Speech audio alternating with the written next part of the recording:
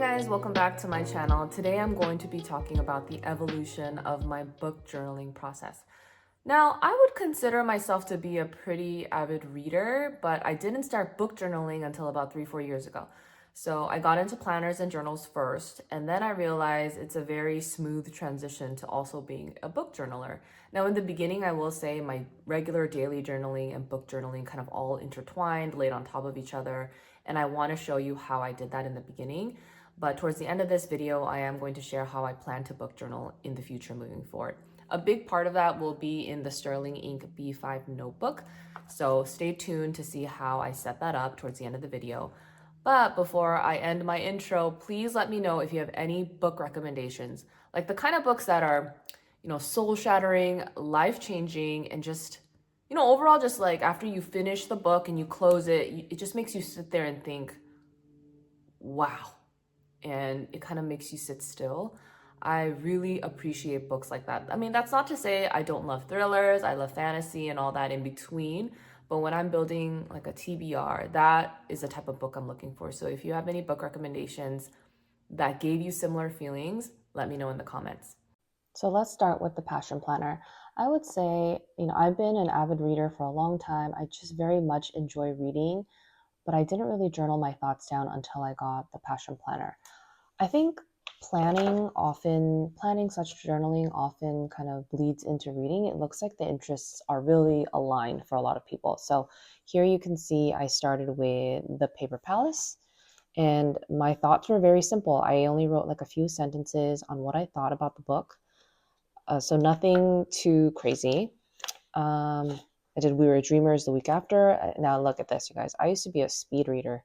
I used to have a lot of time to read, and I would devour a book in a day or two because I would stay up till 2 or 3 in the morning.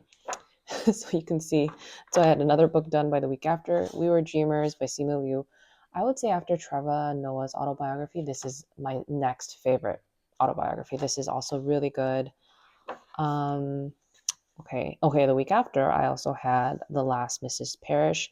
This is also an excellent book. I love that the main character is kind of a bad person / evil. I think that's a really interesting take. So that's how it's kind of evolved. You can see very short snippets. Another few snippets. You can see I'm trying to write more, so my pen choice was thinner. I took up this space because I felt like I needed more. So that was kind of my first, few book reviews. I don't really remember if I have, right here, Lucky's Girl Alive, also a great book. Crying in H Mart. I didn't really love this one. I should have. I'm Korean. Everyone, especially Korean, love this book, but I don't know. It wasn't my fave. So you can see that I would do that over, Northern Spy. Also wasn't a super memorable book for me. We Were Never Here. Okay, so I read quite a bit in my first year of the Passion Planner. So that's kind of how the beginning of my book journaling started. Then I moved on to the Hobonichi weeks. I just found this cover to be especially pretty, and I thought I could make it work. So what I would do is actually, I did the weeks like a normal planner, but in the back, you guys know that the Hobonichi weeks has like a whole bunch of blank pages. So what I think the first one I did might be this one, Verity. So I would journal, and then I would also do like a book journal within it. So this worked for me really well because it was freedom to write as much as I want. I don't remember the cover of the Verity book, but what I generally do recall doing is kind of color matching it similarly to the way the book looked, like the cover of it. And I started rating the book. So everybody loves Colleen Hoover. I think it's a great first time reader book. And by that, I mean, if you're new to reading and you're trying to find a recommendation of like a page turner, especially for women, I think Colleen Hoover books are a great start. But after you've read quite a bit, I think Colleen Hoover books might not be deep enough for a lot of people. At least that's the way it was for me. If I want a fun beach or airport type of read, I would reach for a Colleen Hoover book. So that's kind of how it transitioned. I began to write a lot more. Let's see if I have anything else. Okay, The Night Circus. This one was cute. Like if I zoom in, I have a reel on this on Instagram on how I made this. I'm not an artist. This took me a really long time, but obviously it's reflective of what the book was about. I'm glad my mom died. Really good autobiography as well. It's pretty tragic. I do recall the book was this yellow pink cover, so I know I did that for a reason. A Thousand Splendid Suns. I guess I didn't give it as high a rating as I remember the book to be in my head. That's interesting. If someone asked me about this book, I would say I don't really remember exactly. Now I could read it over, obviously, but I do remember it being overall pretty impactful. So I'm a little surprised on looking back at it that I gave it a 6 out of 10. Pineapple Street, also a good book. I guess I only gave it a 6 out of 10. I also recall this book being, maybe I was a very hard reviewer in 2023. So that's kind of how I did it. So I always match the color of the book, the cover of the book, and I, write the author down, any feelings I had, and then I would rate the book overall. Now, most recently, I was given this journal, maybe not that long ago. And, it's a reading journal. It's like the purpose of it is to be a reading journal. So I thought this would really work for me because if you guys have seen this, it's kind of all in the middle of my journaling and planning. Like I would have to go through and look to see what books I read. And I kind of moved to a space in my head where I wanted to keep my books separate. So I thought this would be a great addition to it. Now, it's a little different in that it has a lot more rules. And by that, I mean it is a reading journal. So there's things that like it really makes you do. Like it wants you to index the title, the book, how many pages, what's your rating of the book. So it is a little bit more like controlled in a way. I just didn't feel like doing this at the time. But the first one I did was The Fury. And this is when I started implementing my Canon Ivy photo printer paper. And I'll go over this really quickly after I kind of review how I did this. So again, you can see I still keep the routine look. I look at the cover, what are the general like color schemes of it, and then I write it. It gives me opportunity to rate it. Would I recommend this book? Yes or no? And to be honest, like this stuff, it's not really super important to me. I don't really care. Let me zoom in. I don't really care like when it was written or how many pages and how long it took me to finish. I think maybe that's important to some people, but I did it because it's there, but I don't care for that personally. So I did one more, Four Winds by Kristen Hanna. Oh my God, this book made me cry so much. This one was a really good book. I even gave it, here, what did I give this book? Okay, give this a 3. Would I recommend it? Yes. This was like a very fun, quick read. Drama, murder, thriller, nothing too deep. But this was a deep book for me. I love Kristen Hanna books. I am not generally a historical fiction fan because the tragedy of the history already happened. So I don't know, it kind of starts out as a downer for me, but I really come to love Kristen Hanna's books. I think the first one of hers I read was The Nightingale, and I begrudgingly read it because my sister let me borrow it. She insisted I borrow it. She said I will love it. And knowing that it is historical fiction, I was reluctant, but I ended up loving it. Yes, it has a lot of sad stuff in it because there's war, there's tragedy, but the characters around the book, it's just so good. And there are a lot of surprises in these books. Four Winds, very like Dust Bowl American history era, also very good. You can see again, I kind of decorated similar to the way the cover looks, and I said this is life changing. 5 stars. I would definitely recommend the book. So I stopped here. I only did 2 because I just felt like it wasn't enough space for me. I really like the idea of this book being only for my books, no journaling, no planning. I also really like this for the fact that it has an infinite amount of pages if I wanted to write 6 pages about a book. So I have decided to move into something different.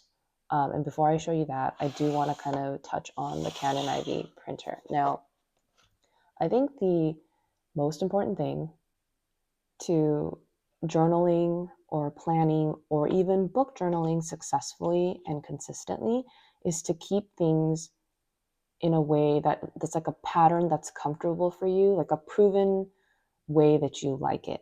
And based on all the things that I've done in these books, what I know I like to do is I like to color coordinate the whole page.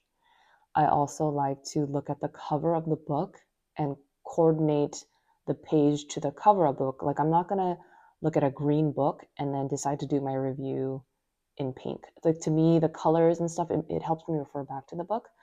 And then I like to keep things consistent. Like, I want to give it a rating. I want to write the title, the author's name, etc. So this is one of the things that I brought it into my system to keep it consistent. I like to print the book. Oh, let me go back to this. I've decided that I want to continue to print the cover of the book like this for as long as I have this printer. So I use my Canon Ivy, and I'm not going to go through the whole thing, but basically there's an app that you download. What I like to do is actually go on Amazon. I search for the book. I click on the picture of the book, and it like maximizes onto the screen, and I take a screenshot. I like crop it out. I download that picture, and then I upload it into the Canon Ivy app. So this one is, they have templates. So this one is a 4 template. So it comes out like this big. So let me see if I have one in here that I can show you. Oh yeah, these are books like I haven't read yet or I gave up on reading. Okay, this one is a book I'm still trying to read from the library. I haven't been able to get it off hold. This book is a book I gave up, so I don't know what to do with this sticker because this book sucked. Now, the photo paper on this thing is about this big. So there's one missing here. So it comes out this big. I put it on for the template and then I cut it out. The thing that's hard about this is that you kind of have to, if you do it this way, you kind of have to guess what your next book is going to be. And in the case of this, where I decided not to finish it, it kind of sucks because I don't know if I should still review this book and say I hated it and I didn't finish it and still use a sticker, or if I should just trash it. So this is the 4-book template that I used. There's also different size templates. This one is the other one. So this one, it came out like, I actually turned the picture to the side. So I had another one right here, long ways, and then this one here. You can see that it didn't fit perfectly, so I'm going to have to cut this off. But you can choose different kind of sizes of the picture. So yeah, you print it out on the app, and then it kind of slowly comes out. What I did was pre-cut it, and then it's basically a sticker. You just take off the backing and then you just put it on like that.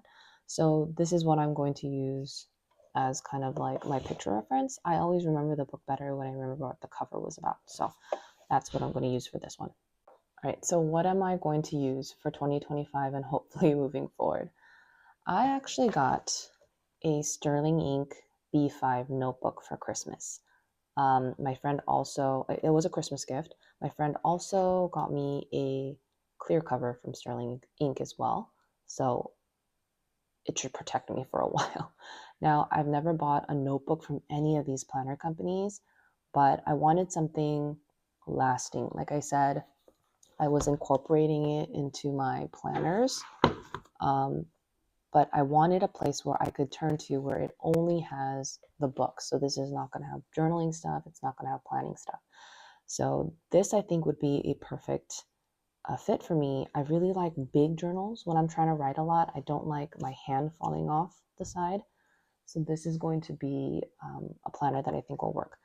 Again, this is the B5. It's bigger than all my other planners. Well, it's the same size as the Passion Planner, but if you're going to compare it to like the Hobonichi Weeks, I even have here Hobonichi Cousin, which is an A5, so it's a lot bigger, but it's going to do the trick for me. So I did one book review, but I just want to kind of show you the notebooks don't have any writing on it. So I do have a Sterling Ink planner.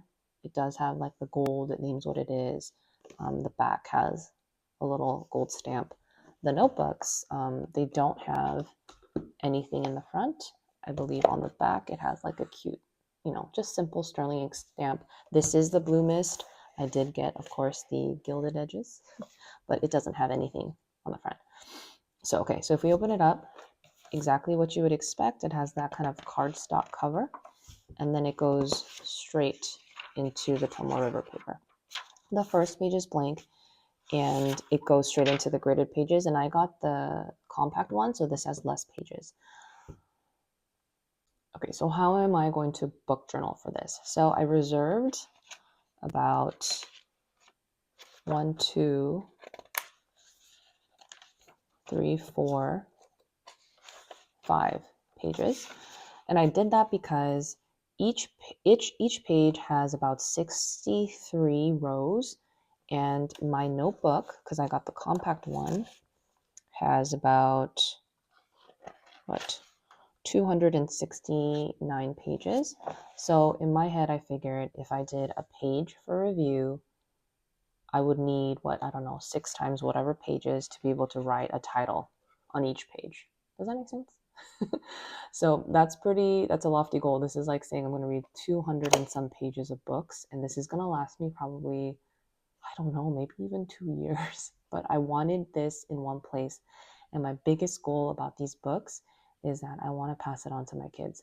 They're really young right now, but if either of them are ever, or if they become an avid reader and they're at an age where they can read some of these more like mature books where they're controversial and there's a lot of like questionable things going on, but that are very deeply impactful, I think this is something I want to give to them. Like I'm not a cook. I can't, give them a cookbook that I created, nothing like that. I don't really know if I want them to sift through my journals, but this I think books are like a universal language, and I think if either of them love books as much as I do, this would be like a great thing to pass on to them. And yeah, I just want to see how long I can do this. So again, the first few pages will be reserved for a table of contents. I've done one, All the Colors of the Dark by Chris Whitaker, and because these pages are numbered, let me zoom in here. You can see that pages are numbered. So I have the first page on page 5. All right, the big reveal. All the Colors of the Dark. So if you guys have read this book, it's, this is the cover. You can see my sticker is bigger than before because I used the half template. So let me show you. It's much bigger. I don't know. I just chose a bigger one just because this notebook is so much bigger. And then what I like to do is write the title and the author's name and like some like decorative element in similar colors as the cover of the book. So in this book journal, I've been able to kind of put together everything I've liked and disliked about the ways I've journaled in the past and start fresh. So I want to do a quick summary on the top so that if anybody, I don't know, maybe if it's not even my kids and it's one of my friends looking through, like they're just reading for a book recommendation and they don't want to read spoilers, I did like a summary, really quick, high level, what the book is about, in my opinion, a few quotes if it has anything that was like, that quote got me kind of thing, and then a review. Now the review will have spoilers because these are my thoughts about the book, things I hated about it, things that I loved about it, lame things, whatever it was, I can put it in here. And then I started doing ratings in a lot of my reviews, so I wanted to continue with that. And then finally, if you notice here, in my last book for Kristen Hanna, I did um, right here, life changing, yes, which I added myself. And then even for this one, for the Fury, I did great, easy read, but not life changing. And I think I wanted to do a soul shattering, like category, or maybe I should change it to life changing. I don't know, because I don't think all books are life changing. Like it's not going to change my view on life, but is it soul shattering? And what does that mean? It's like kind of those books that you close the book and you're like, wow, I, I I can't believe that happened, or that book, it just, how did it come to this, or I've never thought about it that way. Just one of those books that you close it and it makes you just sit there and pause. Maybe you don't even remember what that book is about anymore because that seems to happen a lot, but in the moment, did it shatter your soul? Was it emotionally traumatizing? Was it life changing? I think that in itself is a different category because a lot of books can be 7, 8, 9, or even 10. but is it life changing? Like, I will tell you, the Simu Liu book, We Were Dreamers, that autobiography, I would give that autobiography a 10 out of 10. I thought it was really good. But was it soul shattering, life changing for me? No. Was Trevor Noah's book a 10 out of 10? Yes. Was it life changing? Yes. I thought he said some things in there that made me look at life in a very different way. So I do think it's a little bit different of a category. So that's what I plan to do. I put all the elements of everything that I like in here. It gives me room to write 1 page, half a page, or more, more, depending on the book. And in a way, it's a little daunting how thick this is. And it means I have to commit to this book. Like, I hate jumping around in different books. So that's what I'm going to do. I'm really excited to see this filled out. I think it's a really great keepsake. Like, journals and planners, I'm never really going to share that with anybody except strangers on the internet. Well, my own family is probably never going to see that. I don't want them to, because it's about them, it's about their schedules and our life. I don't know. It's weird, right? Because they're my family, so you'd think I would want to share that with them the most, but it turns out it's actually strangers on the internet, and the books are what I want to share with my family. Strange. Anyway, so that's what I plan to do. But I will say one piece of advice, however you decide to do a book review or a book journal, if you do want to move forward, is find something that you can consistently do. I can consistently do these things and like match it up because I've proven that this is what I like in my previous, months and years in trying to book journal in random places. So that's where I am. I want to keep this consistent. I do have a ton of books lined up that I want to put in here. The only thing that is always a dilemma for me is like books that I start reading and I end up not finishing because I don't like it. Because that is one of my 2025 resolutions. I am not going to force myself to finish a book I just don't like. Like, if I gave it a good go, I read like a good amount of pages and it's just not captivating for me, then I'm not going to try to waste my time on it. But what do I do with my book journal? Do I still put it in here?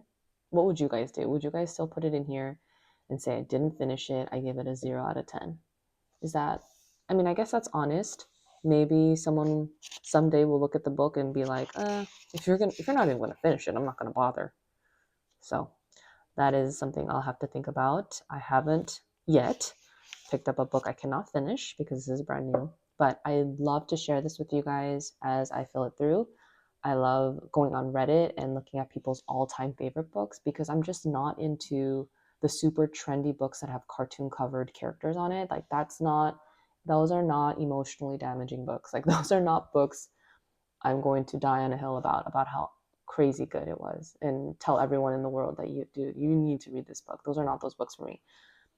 So I would love to hear any book recommendations you guys have. I have a few queued up, but if there's anything, especially soul shattering / life changing, if you have any of those in your mind, let me know in the comments. I would love to read it and do a book review myself. All right, thank you for watching.